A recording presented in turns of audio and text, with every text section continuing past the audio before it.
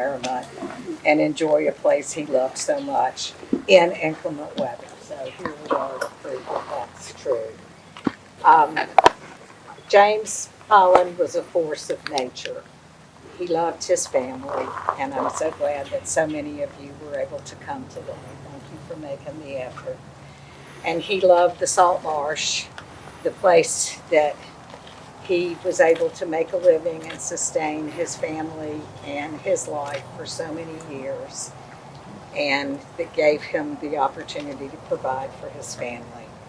Um, his very presence challenged all of us to care more and to work harder and to get loud, very loud, in our efforts to protect our fragile world. James was kind to children. He loved butterflies, and he was fearless in the face of powerful opposition, and even in face of reluctant allies. I think many of you here can attest to. And so today have come together to celebrate his life by sharing some of the stories and experiences we had with him.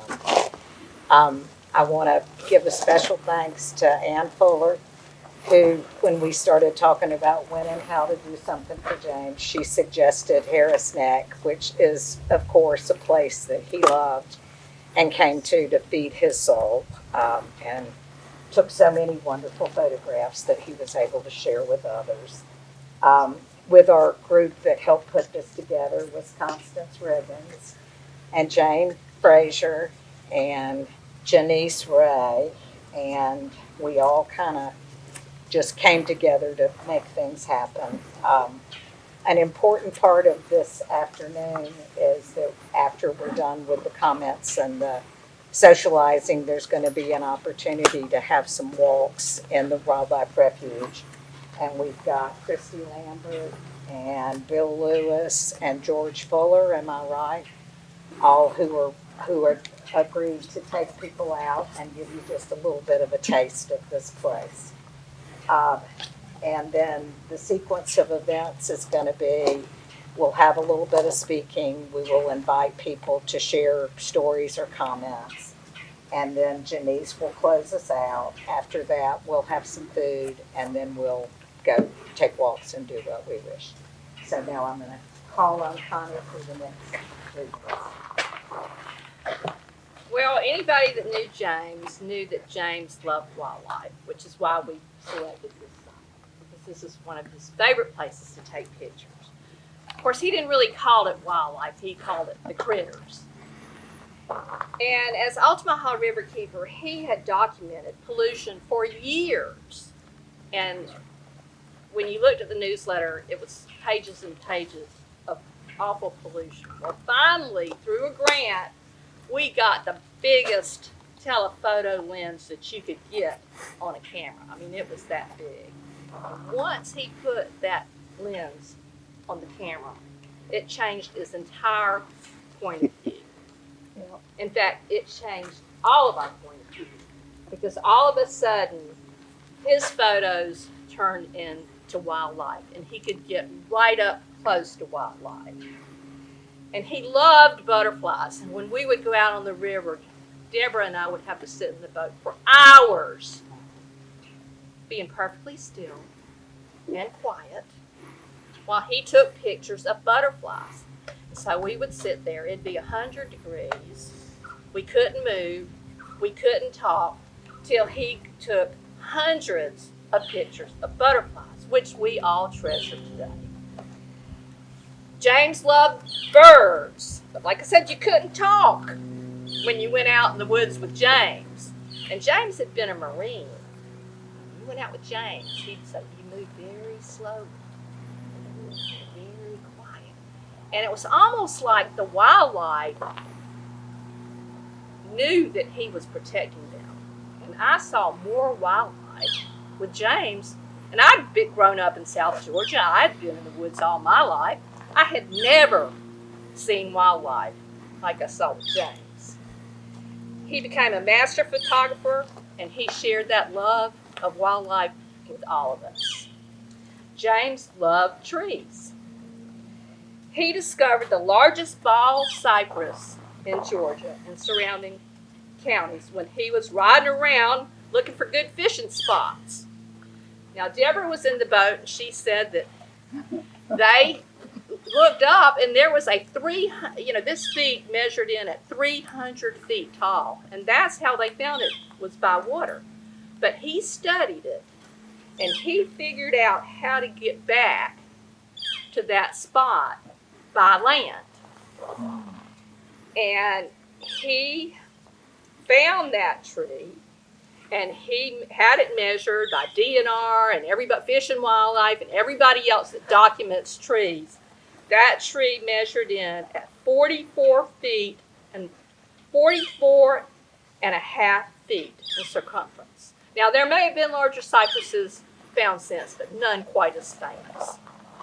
So, the tree is Miller Lake Townsend Wildlife Management Area, estimated to be between 500 and 1,000 years old. Well, that was a prime field trip for me. I'm thinking, well, we can get some money off that. We'll be taking some field trips in there. We can make some money off that. So I started taking ARC members in there.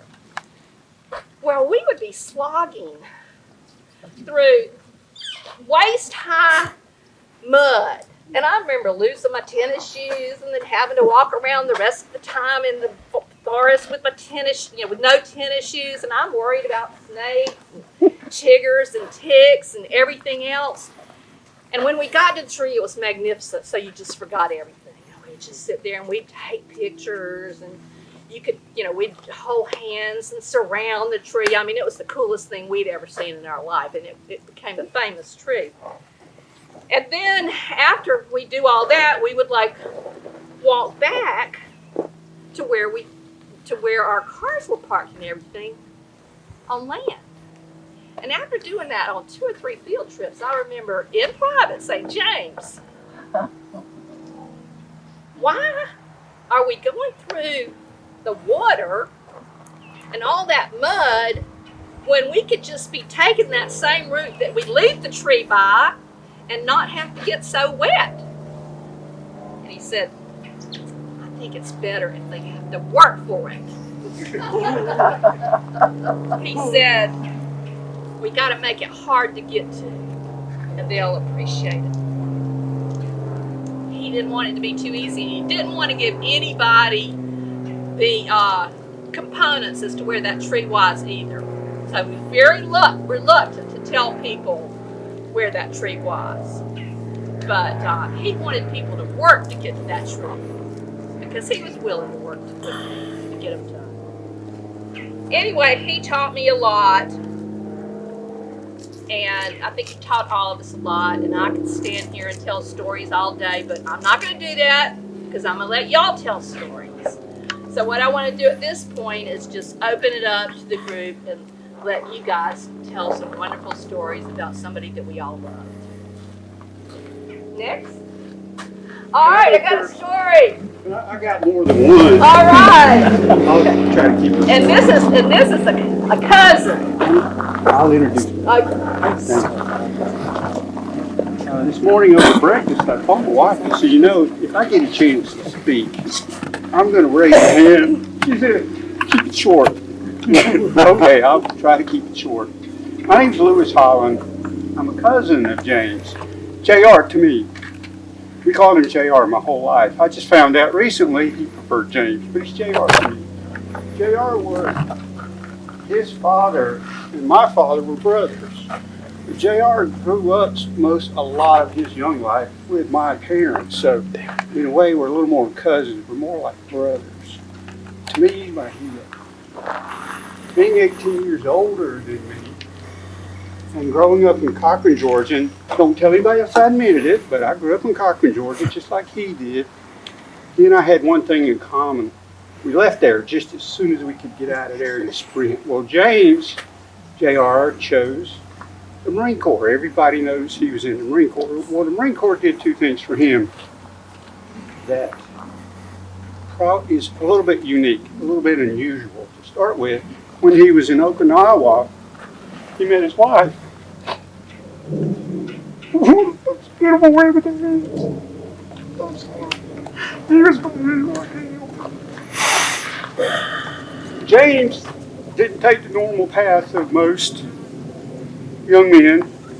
He fell in love with this young lady and he brought her home. Now, this was only about 12 years after the Great War. And he's bringing home a Japanese woman that he's in love with. I can't imagine what the conflict that he went through to introduce that beautiful lady to his parents, his father, my father, who both fought in the Pacific arena, and the conflict and the courage it took, not just for him, for her, because she spoke very little English. She was willing to follow him home. That's the first thing he did. The other thing is the Marine Corps taught him to cook. He probably didn't like to cook. Isn't that right? He was an excellent cook. They taught him to not just cook, manage mess halls, big mess halls, 24 hours a day, 7 days a week, 365 days a year. He managed mess halls. That's what he did when he first got out of the Marine Corps. He was working for a contractor, first in Jacksonville, Florida, then Key West, Fort Benning, Georgia, and then Brunswick. That's how he got to Brunswick. He came to Brunswick to work at the Naval Air Station in the mess hall. The whole time he was moving around, I was watching him. He would come to Cochrane, he'd pick me up as a little boy, and we'd go fishing. Sometimes we would go local. One time we went to a place called Jordan Creek. It stunk. We couldn't fish there. Anybody knows Jordan Creek? That was one of his battles. He went to war with the local politics over Jordan Creek to clean that place up. That's what he wanted to do. Well, he brought me here. I'd stay a week. We fished these marshes for trout. We didn't catch 100 fish. We caught hundreds of pounds of fish for 3 days as 14 years old. And I was in heaven. He was my hero. And then one summer, we went to the Yakima. We went to Jessup, put the boat in, and we fished in the cypress trees before we knew really what the surrounding was. This was 1973, when the water was still almost clean, you know. But from 1973 until 1981, I became a typical teenage boy. I got G's and J's. Gasoline girl, so I had to get a job. I quit fishing. I kind of lost track of it. Well, I got married. We came here to the Cloister for our honeymoon, and I knew he lived close by. So I called him up, and by the way, we have that paid for. Last year, we paid for that honeymoon. It's ours now after 41 years. Anyway, I called him up, and he says, well, I'm working, but come over. If I have a good day, I might be a while. If I don't catch a lot of crab, he was crabbing at the time. If we don't catch a lot of crab, I'll be there when you get in there, probably in the garden or mowing the lawn. If I have a good day, you're going to have to wait till I get home. He had a good day. He had tons of crab. Well, then, after that, I sort of lost track of him again. My older sister was his age. The two of them communicated, so I knew where he was and how he was doing. And occasionally he'd come to Cochrane, I'd come to Cochrane, and I'd see him. But I sort of lost track of him. And then one day we met down there. I said, oh, you're not crabbing anymore. You're a member of the Waterman Association. You're chairman of the Waterman Association. You're a river keeper. I looked that up. I found out what that was. And then I said, what's the river keeper about? Why did you quit crabbing? He said, well, one day I couldn't catch any crab. Crab disappeared. And he couldn't find them. Everybody else would have gone and gotten another job and just quit. Oh, no, not him. He told me, he said, I wanted to know where they went and why. That's why he got into the river keeper, in my opinion. That was the beginning of where he really got involved in finding out what's going on in our watershed. And he learned, he studied, he taught talk to the experts. He could converse with a biologist and a chemist better than anybody I ever knew who didn't have the academic background he had. He wanted to know what's going on with my watershed. That's the way you put it, my watershed. Well, in about the year 2003, my daughter, who is, she's a tomboy, I'll say that. She's a tomboy. Beautiful tomboy you'll ever meet. She's page 95 of his book. Called him up and said, hey, Mallory wants to know, she's more interested, she wants to know all about the wilderness. She don't want to wear an eating ground and high heels.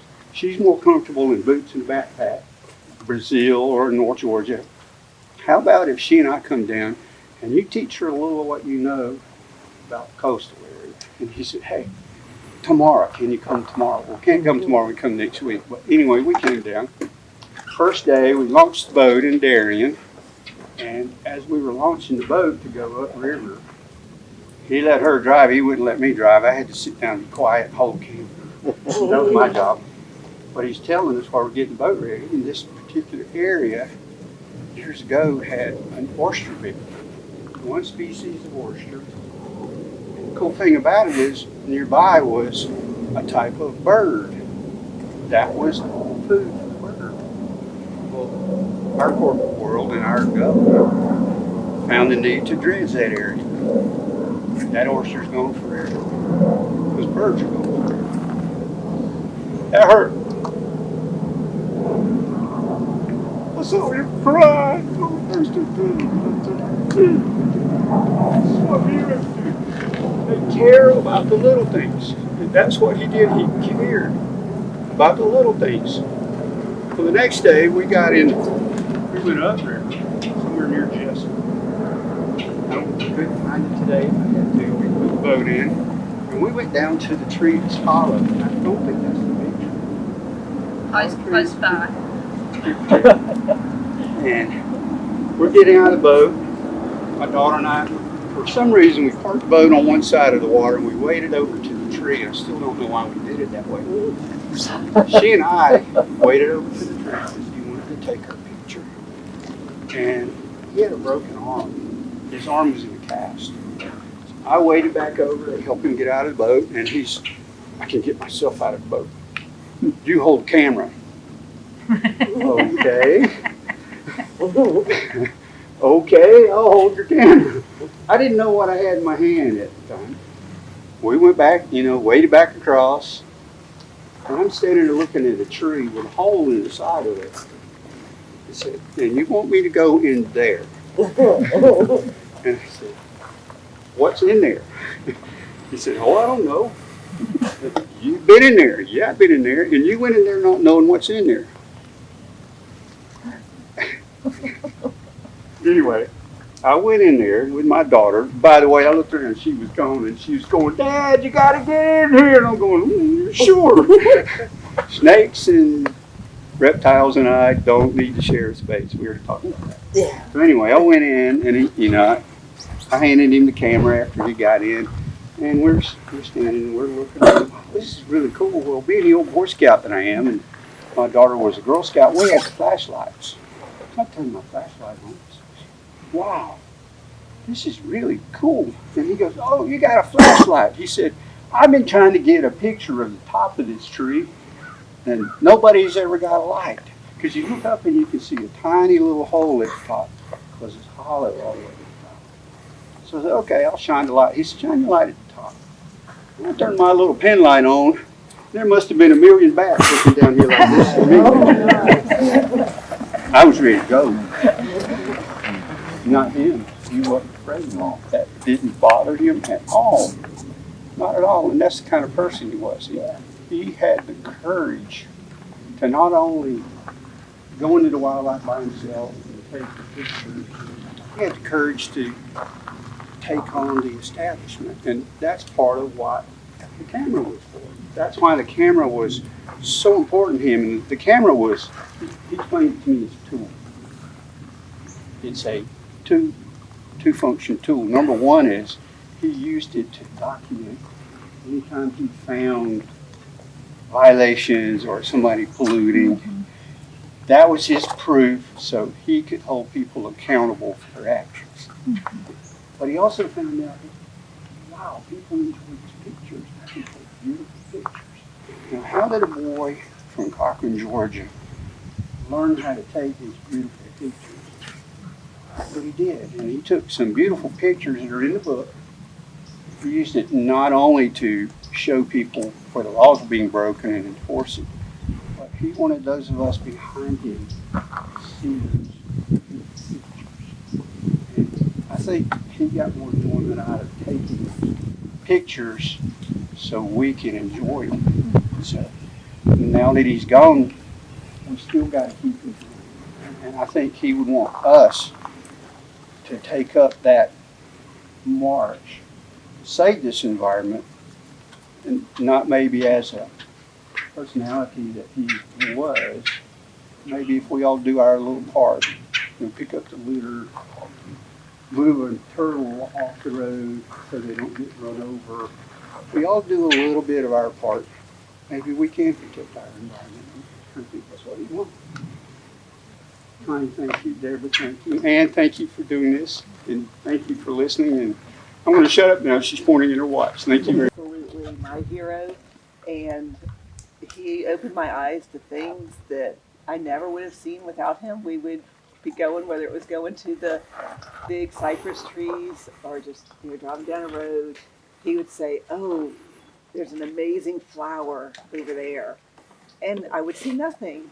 I would just be on this desolate, seeming to me, road, in the sand hills, nothing to see. And he would pull over, we would look, and still I would see nothing. And they'd say, "See right there?" And it would just be this little tiny flower, just barely peeking up out of the ground. But that man, James Holland, saw it, and he cared about it, and he was going to do everything in his power to protect that little flower that is, this close to being lost forever in our world. But he cared. He cared with all his heart and soul.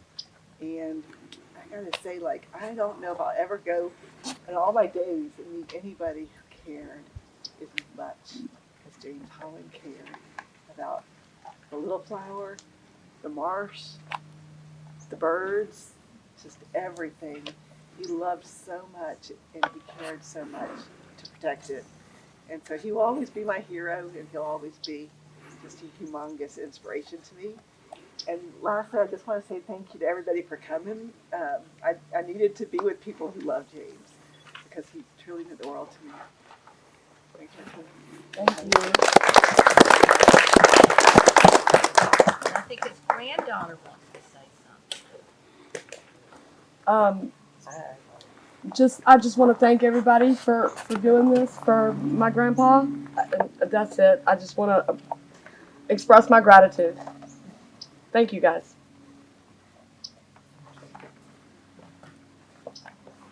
Hi everyone, my name's Jen Hilburn, and I had the impossible job of trying to step in James Holland's footsteps. I was the Altamaha Riverkeeper after him, and he challenged me in every way. He challenged me to think differently, to act differently, to smell, breathe, everything differently. I can't say that I filled his footsteps, but I'm definitely following them. He changed my life forever, and I hope that that pattern keeps going as the memories of James, the legacy that he left. I think he was the first advocate to really fight in the way that he did, to really share his passion, whether we loved it or not, whether we wanted to hear it or not. He never stopped. He always stayed true to the river and to his voice. And I will always have a huge amount of gratitude because he changed my life. And I will always try to keep his fight going. Thank you. I'm gonna get up in this fun dollar store poncho because James, I'm Chandra Brown. I was a river keeper that James and Deborah took under their wing many years ago, and James always taught me something, and always caught me unprepared. Always, whether it was going out on a timber cut for 8 hours and all I had was a little bottle of water, or going up and flying in an airplane doing loop-de-loops after I had lunch. That was fun. He always caught me unprepared and always taught me to never, ever think that I knew what was about to happen, because I never knew, especially when I was at James. I never knew what was about to happen. But I think the most important thing that James taught me, gave me, was courage. He didn't just have courage, he gave it to other people. And by both his just stature and the way he carried himself, and the way that he demanded that we not accept the world for what it is, but instead for what it should be. And that's all. And I miss him. I miss his voice. Love you, James. Thank you all for doing this.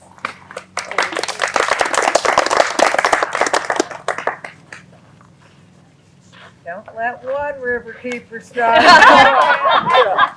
If there's any hidden ones out there, just line right up behind this one. Hey y'all, I'm Neil Armington, and I met James, I think 2003. I became St. John's River Keeper, and I told some people this when I was driving up here. I think physically, unlike a lot of y'all, I probably in the 18 or 19 years I knew James, probably 3 days is the actual time. You know, if you take all these 10 minutes here, an hour there, and yet, you know, it was like James was somebody that I respected, I looked up to. I was born in Alabama, so James and I had that kind of Southern thing going. And two things I remember about James. One, and you've heard this word over and over, James Holland was fearless. I mean, the guy was fearless, like Chandra said. I mean, sometimes James, I would get an email from him. He had been in a county commission. And when Deborah was trying to get us to sit down, I told her, well, James Holland never sat down. You know, James would be in the back of the room, you know, and I learned that. And that when you're speaking to people of power, people that really don't want to hear a damn thing you have to say, that's one way. You stand up and just say, I'm going to say what I came to say. And, you know, James really taught me that. And he taught it to many river keepers. He, you know, I can remember traveling to conferences. And, you know, river keepers pretty diverse. So there'd be people from all over the world, people from big cities. But when James spoke, you know, it was a mess trying to get river keepers to agree on it. But when James spoke, people listened. And I've seen him literally turn things around, because no matter who they were, James represented something. In a way, he represented to me and others what we should be, what we wanted to be. And James was. I mean, he was that in a living thing. And then the final thing, well, one thing I learned is don't ever tell James you're interested in photographs of like pine plantations or ditches or sewage, because man, that guy had a library that would go on and on.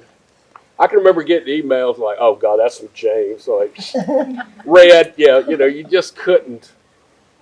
But the thing that James really taught me, and I think those of us here should always remember, when it comes to the earth, when it comes to all of this, you know, it is up to us to never compromise. You know, one thing James told me, you can lose, and in this line of work, all of us lost a lot. We all lost. But, you know, for James, compromise, and I know this made life hard on Deborah. James wouldn't compromise. And he always told me, you never compromise. That your job is not to compromise. Your job is to stand there and say, this is right. And if what you're going to do is wrong, then okay. But I'm never going to go along with it. And I think that is something that I will carry with me forever. And it's absolutely right. When we compromise any of this, it's a loss. So I love James. I miss him, even though we really weren't in contact much in the last couple of years. I did tell James that some friends of mine had started another river keeper in St. Augustine, and we made plans. He was going to come down, but life got in the way, and it's busy. But I miss him. He was a great man. I want to say one thing in closing. James was this incredible entity, and Deborah, and I don't mean this badly, enabled James. I mean, because of Deborah, Enabler. who she was. Enabler. She was just as important to the legacy of James and to the Altamont. And again, thanks. I appreciate y'all.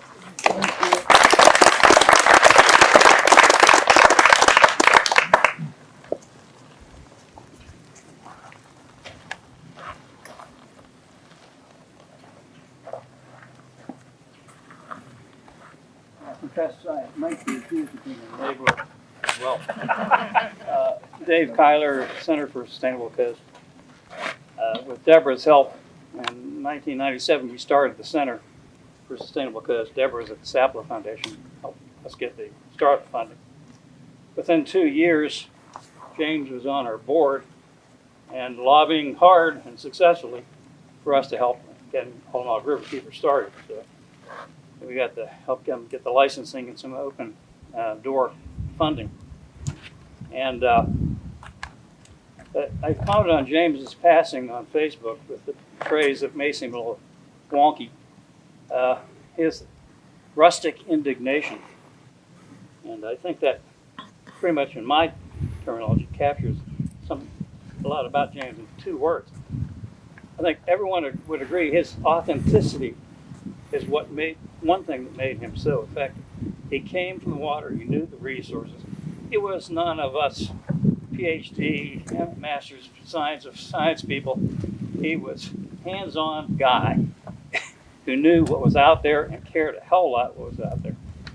And was, as others have said, tenacious and would not be silenced in speaking truth to power as a country guy who knew what he was talking about and would defend the resources. And so another takeaway is, I think everyone would agree and has hinted at, is that he was inspiring in a way that leads other people to want to replicate his style and give people confidence in the power of the individual. We can all do a hell of a lot if we remember James as an example and follow in his footsteps in that way. Tribute to James.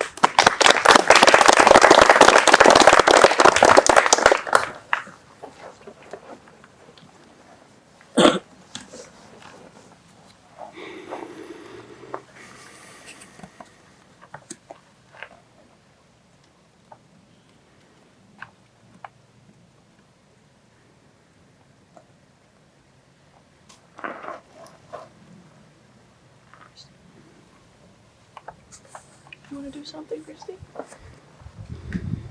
I'm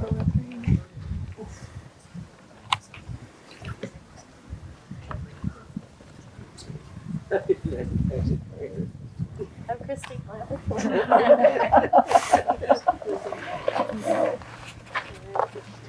Yeah, I was very fortunate for years to spend time with James and to know him and to have the opportunity to work with him and learn so much from him. It was in early days with the Nature Conservancy and our work on the Altamaha River, and I remember we're science-based, so we're bringing in lots of information and doing a lot of work and field work and have this information. And then here's James. When I met James was real. He had that information. He was proof of what he knew so much and could show us the impacts and made it all real. And so I learned so much from him. And that was very early in my time here. And I continued to learn from James. He, as people have shared what experiences and things that he did, he was always sharing that information. And when I think back on how we learned about the Altamaha and the impact that it's having down here on the coastal area, and James was the one to be able to call that to our attention. So learning about that, and then also experiencing as he was out in the field and taking those photographs that we're hearing about and sharing the stories and putting them out there and sending those large emails with all of the attachments that he wanted people to see those photos. And I can remember thinking, oh, my computer's not going to hold this. Because there were so many here at that time. Because it was so rich. He had so much information and couldn't contain it in those emails and those attachments. But I loved it. So thinking about him with the bringing it to life, and then also his enthusiasm that he had about these things and what he would see outside, that helped me because at times when thinking about being behind a computer and doing other types of work, James helped me stay connected through those photos and images, and also how he was childlike in ways that wonder. He always had that sense of wonder and enthusiasm for this and for nature and those details that were described earlier. I learned so much from James, and I think agree with all of you that have talked about how he inspires us to do more and to think about us as individuals and what we can do. So what we can do as individuals and then collectively with people too. So thank you, James.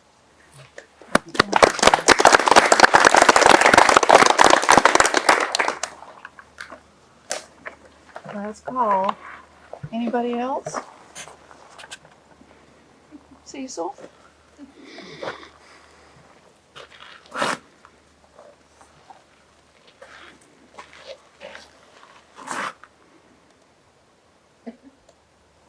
It's going to be hard. Thank you for the honor of standing up and speaking on behalf of our old friend James, who has now slipped off the visible earth. Allow me to proclaim unending gratitude, which mirrors the gratitude of truly thousands of people and thousands of places.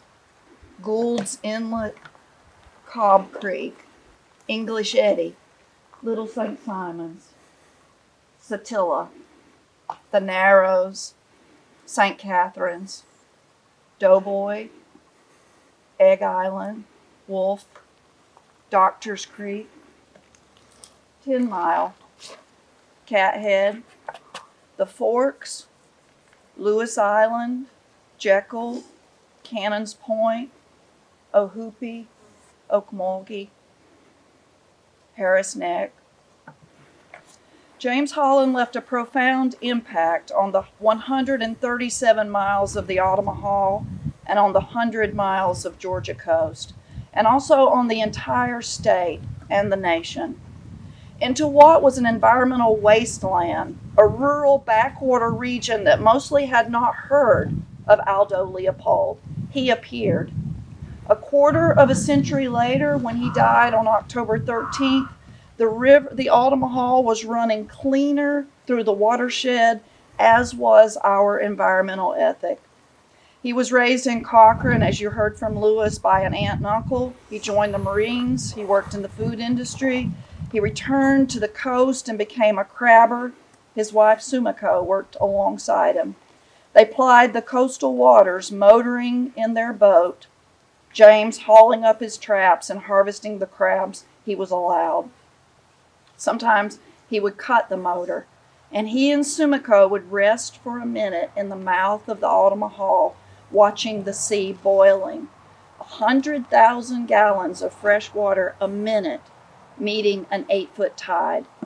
They watched dolphins rising, pelicans diving, the air diaphanous with salty mist. A finger of white sand reached out from Little St. Simon's, and on that arm of firmament shorebirds were crowded. Oyster catchers, willets, ruddy turnstones. In the beginning, James would easily get 1,500 pounds of crabs from 100 traps in a day. Then the numbers started falling, 300, 225, 175. He knew from studying that marine life in an estuary is determined by the quality of water flowing out of a river. The estuary is a tablet, a record of upstream. The voices of the voiceless began to speak to James, and he began to listen. Get up, James. The voices said, stand up. You are a big man. You are strong. You have 2 hands capable of doing anything. You have a great mind. You have eyes to see, ears to hear. But you have something more, something special. You have a heart big enough to care. To watch all this vanish is a sin. And James stood up. For 10 years, he was our rivers keeper. This morning I checked, and the oldest email I still have from him is about Jessup's wastewater treatment. This is what happens, he wrote, when you let your sewage infrastructure get old and dilapidated. Even on his last official day on the job, he called to tell me that Jessup was dumping raw sewage again. There were more condoms than you can believe, he said. We talked to them, and they keep doing it. There was no entity too big for James to take on. He took them all on. Power companies, Rayonier, the legislature, polluters big and small. As Raven said to me this morning, James was not the man to wait on the cavalry. James was the cavalry. After retirement, he continued to fly above the river and the coast, documenting, defending. And here I have a message for James's family. When James became our river keeper, he became a public figure. He opened himself to threats and public attacks. I speak for all of us here when we who aren't his family. Thank you all for standing with James through that work, through those years, and for the bigger job of sharing him with us. That was a tremendous gift.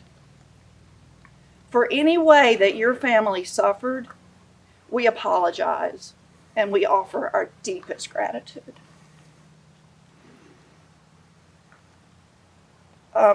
Everybody has spoken to these 2 things, so I'm going to run through them. He was our superhero with 2 undeniable magic powers. In our society, money is power, and James didn't have it. So he attacked destructive systems with a different kind of superpower, too. The first, strength of will. The courage to say what needed to be said, to speak the truth, to use raw, unfettered, undebatable language to do it, to damn the destroyers, to not give up, to get louder and more vocal, to shame the destroyers, to copy dozens of people on the shaming, to lose friends in the process, to not care about losing them, to build a community that would not play dumb or play weak or play turn your head or play pretend. This superpower made us James's minions. Grateful that somebody would and could do what he did. Grateful that we didn't have to do it. The second superpower was documenting everything. He sent proof, he called bullshit, he called lie. He would email these photos with statements, this is what happens to our natural world when we go to sleep at the wheel. Or surely Mother Nature must be angry at us for destroying her creations. Or Only a fool would have permitted the destruction of this major wetland in a major populated area. Or just what we need, more hotels? And then about 7 question marks. Toward the end, he got very concerned about climate change. He's done major documenting that some scientists really needs to look at picture after picture of like sea island spit and watch the water creeping up. It's really astounding. No one in government, he said, is looking and permitting for the future. Pay attention to the scientists that are telling us this is coming, or we will have a sea level rise pandemic. James found the pollution, then he found the beauty, and he regaled us with those images of our wild home. What he gave us was hope. He made us want to fight. He was a warrior. He was fighting. We fell in step beside him. He inspired us, our own Sir Lancelot. He performed miracles in front of our eyes. He slayed demons and nobles and bad guys, petty thieves and trolls. All of us who were inspired and awed and a little afraid of James are in mourning. His beautiful, supportive family is in mourning. The Georgia coast is in mourning. Harris Neck is in mourning. The Altamaha River is in the deepest mourning of all. Last March, when he had tons of doctor's appointments with procedures and chemo, I emailed James to ask him what he needed, how I might be able to help him. And here's what he wrote, which is kind of his goodbye to me, which is going to be his goodbye to you, and also his advice. He said, Janice, you can help me more by just keep doing what you're doing.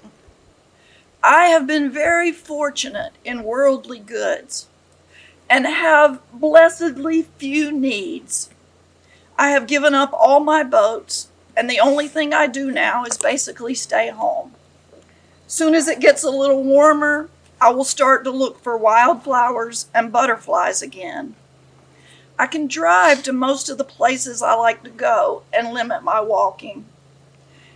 Never in a million years did I ever dream that I would spend the last decades of my life enjoying the natural world. Take good care of yourself. James. Keep doing the environmental work that you are doing. Enjoy the natural world. Take good care of yourself. This is how we honor our old friend, our superhero, our fallen warrior. May his work, his victories and accomplishments, the testament of his life, be the testament, and may it continue to inspire and enbraven us all. Thank you.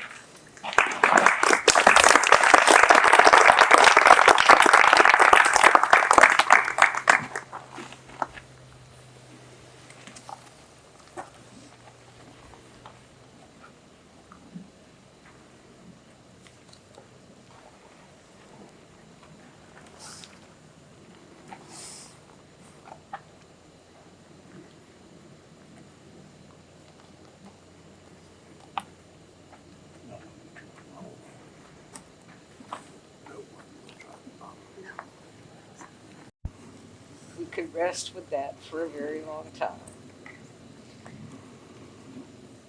James Holland was a very, very special person, and we were all very fortunate to be part of his world, and he became part of our world.